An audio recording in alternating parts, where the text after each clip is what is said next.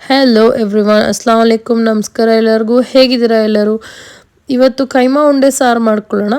ಕೈಮಾ ಉಂಡೆ ಸಾರು ಮಾಡೋಕ್ಕೆ ಫಸ್ಟ್ ಮಸಾಲೆ ರುಬ್ಕೋತಾ ಇದ್ದೀನಿ.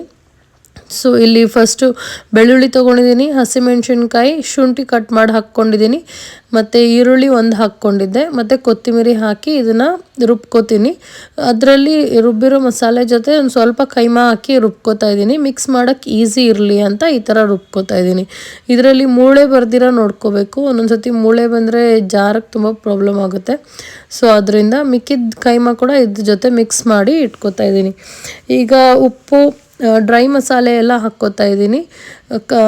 ಉಪ್ಪು, ಧನಿಯಾ ಪುಡಿ, ಜೀರಾ ಪೌಡರ್ ಮತ್ತು ಗರಂ ಮಸಾಲ ಹಾಕ್ಕೊಂಡಿದ್ದೆ. ಇಷ್ಟನ್ನು ಹಾಕ್ಕೊಂಡು ಚೆನ್ನಾಗಿ ಮಿಕ್ಸ್ ಮಾಡ್ಕೋತಾ ಇದ್ದೀನಿ.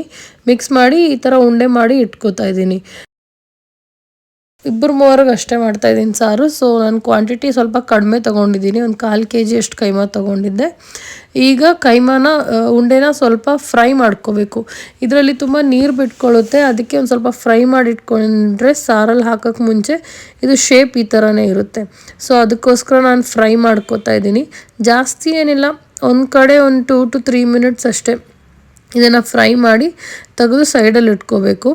ಮತ್ತು ನಾನು ವಿಡಿಯೋ ನೋಡೋದು ತುಂಬ ಜನ ಸಬ್ಸ್ಕ್ರೈಬ್ ಮಾಡಿಲ್ಲ ನನ್ನ ಚಾನಲ್ನ. ದಯವಿಟ್ಟು ಸಬ್ಸ್ಕ್ರೈಬ್ ಮಾಡಿ. ನಿಮ್ಗೆ ಇಷ್ಟ ಆಗಿದ್ರೆ ಲೈಕ್ ಮಾಡಿ ಮತ್ತು ಶೇರ್ ಮಾಡಿ, ಕಮೆಂಟ್ಸ್ ಕೂಡ ಆ್ಯಡ್ ಮಾಡಿ. Thank you again for watching my videos.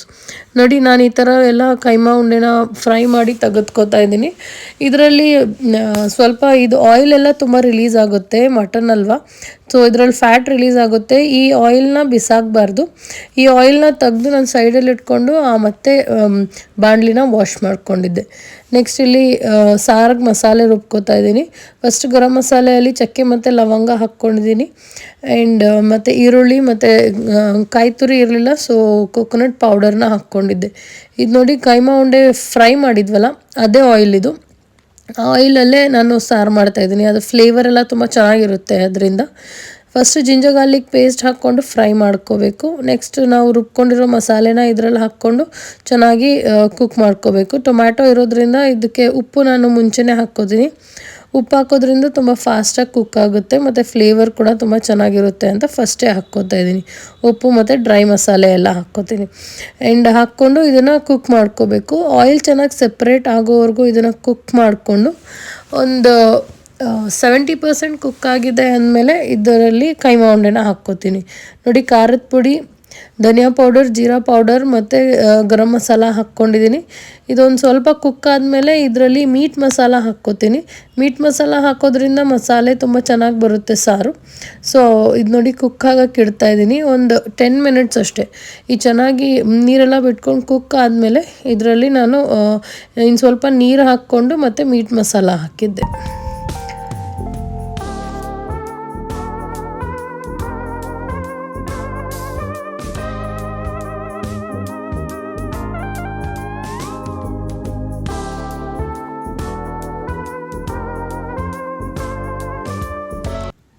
ಒಂದು 70% ಅಷ್ಟು ಈ ಸಾರು ಕುಕ್ ಆಗಿಬಿಟ್ಟಿದೆ. ಇನ್ನು ಆಯಿಲ್ ಸೆಪ್ರೇಟ್ ಆಗಿಲ್ಲ, ಅದರಿಂದ ಅದು ಆಯಿಲ್ ಸೆಪ್ರೇಟ್ ಆದಂಗೆ ಕಾಣಿಸ್ತಿಲ್ಲ. ಇದರಲ್ಲಿ ಕೈಮಾ ಉಂಡೆ ಇವಾಗ ಹಾಕ್ಕೋತೀನಿ ಮತ್ತು ಇದನ್ನು ಕ್ಲೋಸ್ ಮಾಡಿ ಲೋ ಫ್ಲೇಮಲ್ಲಿ ಒಂದು 15 minutes ಕುಕ್ ಮಾಡಿದ್ರೆ ಈ ಥರ ತುಂಬ ಚೆನ್ನಾಗಿ ರೆಡಿ ಆಗುತ್ತೆ ಸಾರು.